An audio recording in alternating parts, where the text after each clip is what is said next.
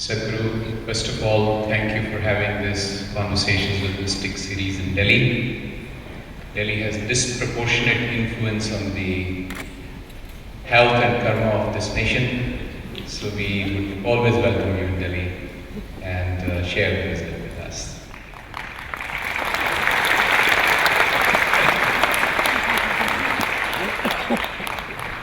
First question, Sadhguru.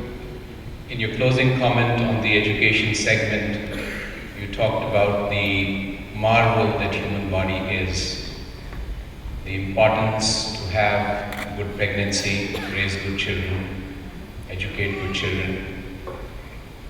Recent medical research shows that mother's milk for a male child and a female child is different. In fact, it is so magical that if a mother has twins, a male and a female child at the same time, the milk for the male child and the milk for the female child is also different. Did you know that in the culture we have always known this? Your grandmother has always known this. It's just that what we have always known, you have to do $1 billion research today, that's the whole problem.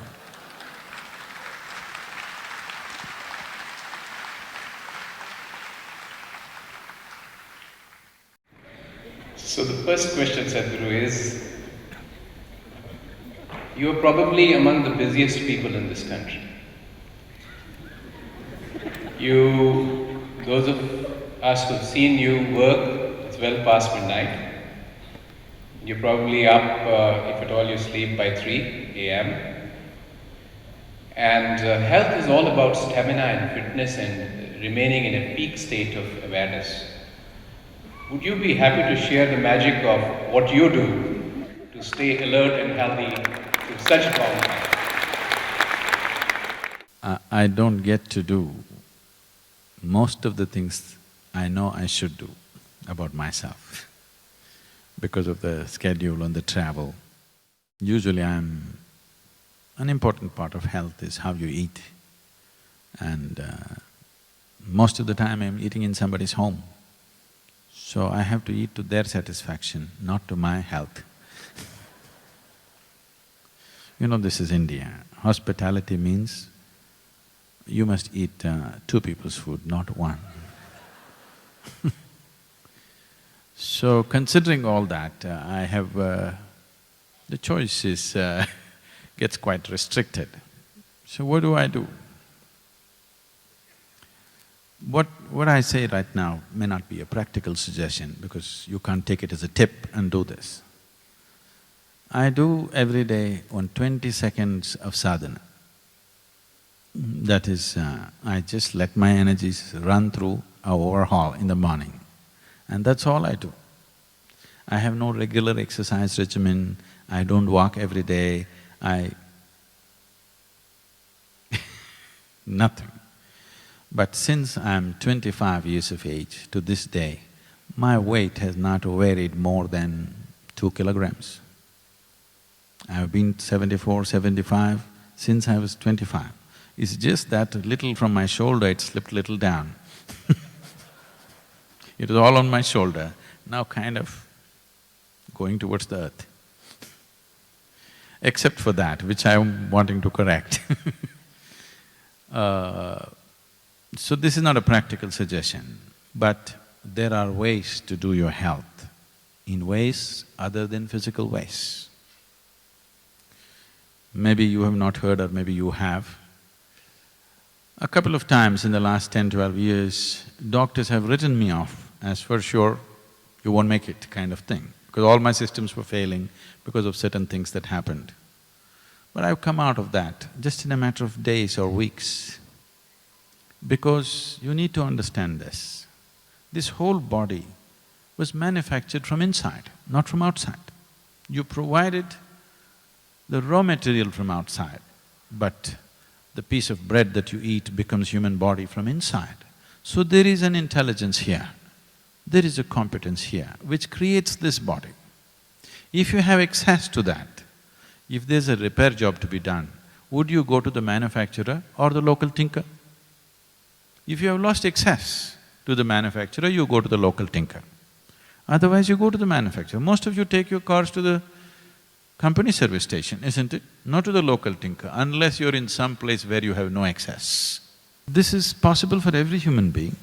It is just that they think it's not important to pay attention to the source of their creation.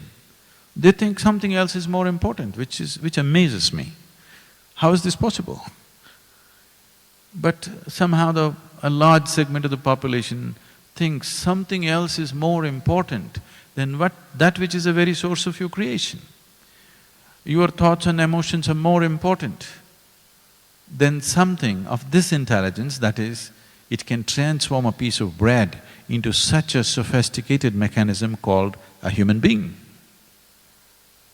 When such a level of intelligence is there within us, I cannot understand how anybody can ignore it. It's always… though I've lived this long in this world and I've worked with people continuously, it still amazes me. How is it? How is it that they can ignore this?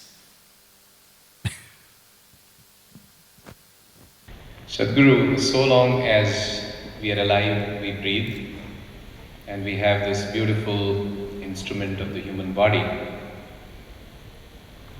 In Isha Yoga Center, you place a lot of emphasis on two things, the posture and breathing. How these two things impact our health? See the way we sit, for example. People who are on the path of Hatha Yoga spend a lifetime learning how to sit. A logically thinking person cannot understand why should somebody spend a lifetime learning how to sit. Health, you're talking about health, I'm sorry. There are other dimensions to it, but coming to health, if you have to be healthy, you have to be at ease. This is like you're driving your car, you may be… what do you drive, Sanjay? M. M is not a Maruti, okay.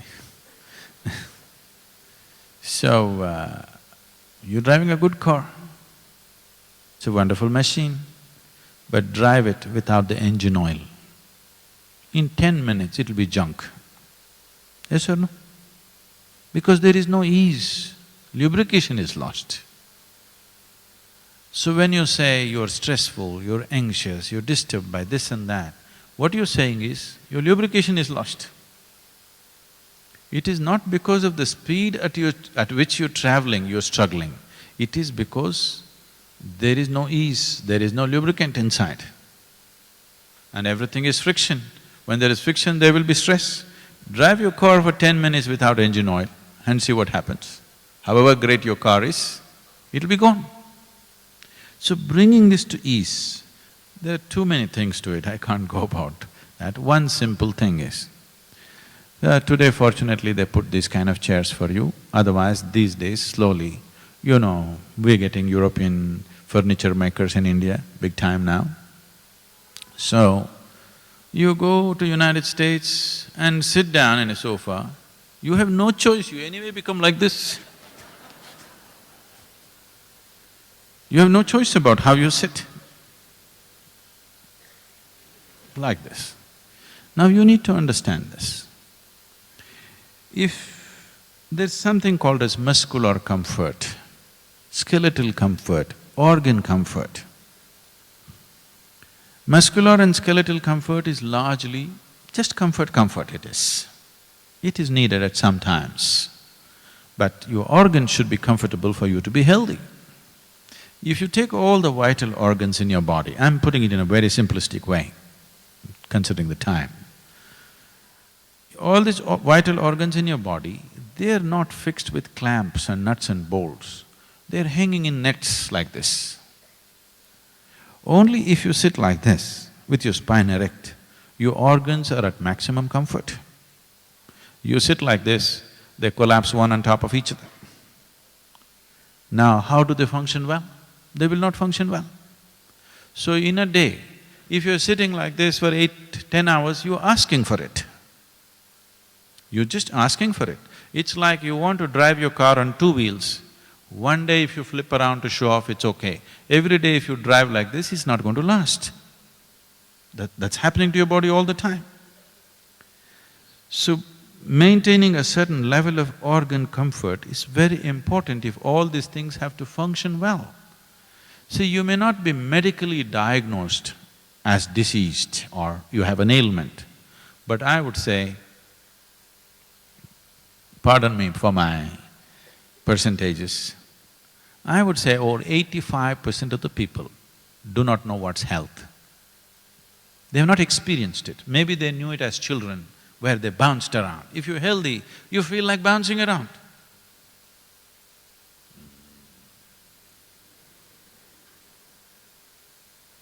That means you're grave. You know your destination. So, this sense of gravity has entered you not because of age, not because you become profound, simply because there is no ease either in the mind or in the body. So it's trying to save itself. It is trying to live in a limited way. It is not trying to live, it is trying to save life and curtail it and hang on for a little while longer. So keeping the body at ease is most important.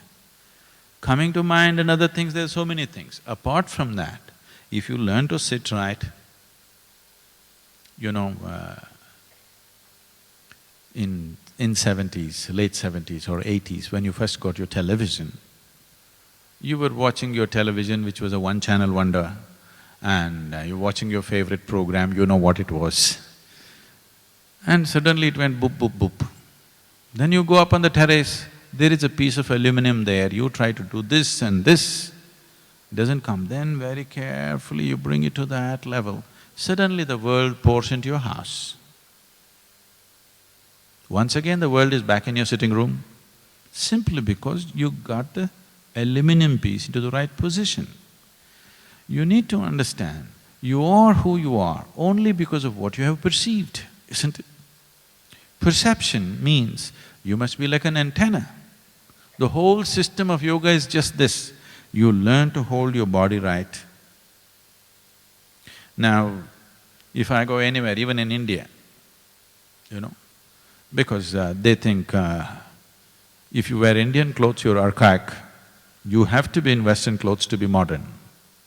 And they'll give me a chair with armrests like this, because they have lost their flexibility, they can't cross their legs, they all sit like this. And every 2 minutes they keep shifting and shifting. If I sit like this, I'll sit the whole day like this, because the body is at ease. Now if I have to think, if I have to perceive, the body has to be in a certain way. They don't perceive anything, they got everything stored in their iPad. It's a very different world. Health is not just physical, there are a whole lot of dimensions to it, isn't it? Unless this human being feels complete in every way, you cannot say he is healthy, isn't it? So we have a phenomenal sense of what human mechanism is. I want you to know this. Being Indians, being in Delhi, which is the capital of India, I want you to know this. This is not my nationalistic fervor, this is a reality. Nowhere else on the planet, no culture at any time in the history of humanity has looked at human mechanism with as much profoundness as we have looked at it here. If you destroy this knowledge, if it is not a living knowledge, it is only with a few people, it is no good. We have to live it. This is the greatest advantage we had. And it is showing in many ways. Though our people, 60% of the population is malnourished in the country right now, their physical bodies, their skeletal system has not grown to full size. Still, in spite of this, I speak across the planet to all kinds of people, highest level of academics, scientists, tribal women, rural people, all kinds. I always find, traveling around the world, I always find the basic general intellect in India is way higher than most places on the planet. But it has no expression. In other places, they have found systems to allow people to find expression to their intelligence. Here we are blocking it in a million different ways. In spite of that, you can't kill it. But if you keep them malnourished for another generation or two, this intellect which came because of thousands of years of breeding carefully, doing the right things with life, we call this samskriti, that means doing the right things with life. Life does not mean party, life means this, that you're doing the right things with this so that this gradually evolves to a higher and higher space. Because of this, so many things happened in this country, so many wonderful things were invented, so much knowledge and knowing happened. But now, that knowledge and that possibility, we are not able to pass it on large scale to our children, which is the greatest tragedy the country is going through right now.